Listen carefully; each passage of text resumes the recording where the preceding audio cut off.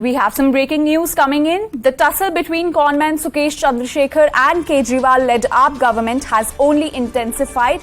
Now, conman Sukesh Chandrasekhar has written his fifth letter to Delhi Lieutenant Governor V.K. Saxena, and he has requested the LG to transfer himself and his wife out of Delhi jail to any other jail in the country. He has claimed that there is constant threatening and pressure being made to retract his statements. Simultaneously, Sukesh's wife, who is lodged in Mandoli jail, is also being pressurized to withdraw the complaint. Now, Sukesh's wife is allegedly abused by the senior jail officials, and Sukesh is pressurized to withdraw the complaint.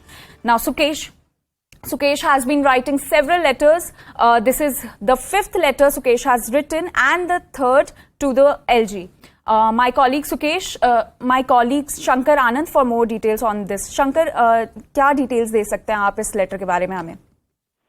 देखिए, सुकेश चंद्रशेखर जो दिल्ली स्थित Tihar jail में बंद है, लेकिन पिछले कुछ दिनों से लगातार वो खत लिख रहा है और खत लिख रहा है दिल्ली के उपराज्यपाल के नाम से लिख रहा है और अगर जिस तरह से देखा जाए, ये जो खत है 5वां खत लिखा गया है और इस खत में उन्होंने सुकेश चंद्रशेखर ने अपने आप को और इसके साथ साथ उनकी पत्नी का जो ट्रांसफर है दिल्ली से कहीं बाहर दूसरे जेल में ट्रांसफर करने की बात कही है।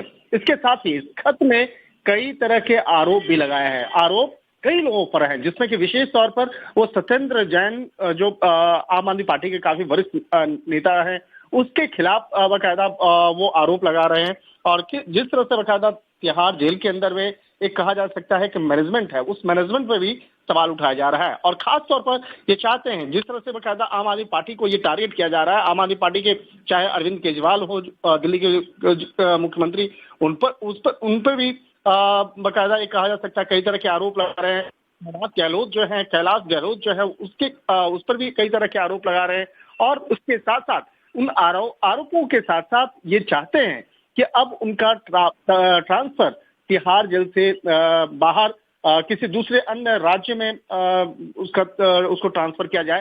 तो एक तरह से कहा जा सकता है कि वो पिछले खत की अगर बात करें तो पिछले खत में वो सीबीआई जांच की मांग कर रहे थे कि जिस तरह से तिहाड़ जेल के अंदर में एक मैनेजमेंट है और जिस तरह से वहां पर पैसे की अवैध तौर पर वसूली के लिए उसे प्रेशर दिया गया था, तो इन तमाम मामलों पर सीबीआई जांच हो। तो एक तरह से कहा जा सकता है कि सुकेश चंद्रशेखर का जो खत है पिछले कुछ दिनों से लगातार काफी सुर्खियों में है और तिहाड़ जेल और इसके साथ साथ आम आदमी पार्टी पर लगातार वो आरोप लगा रहा है।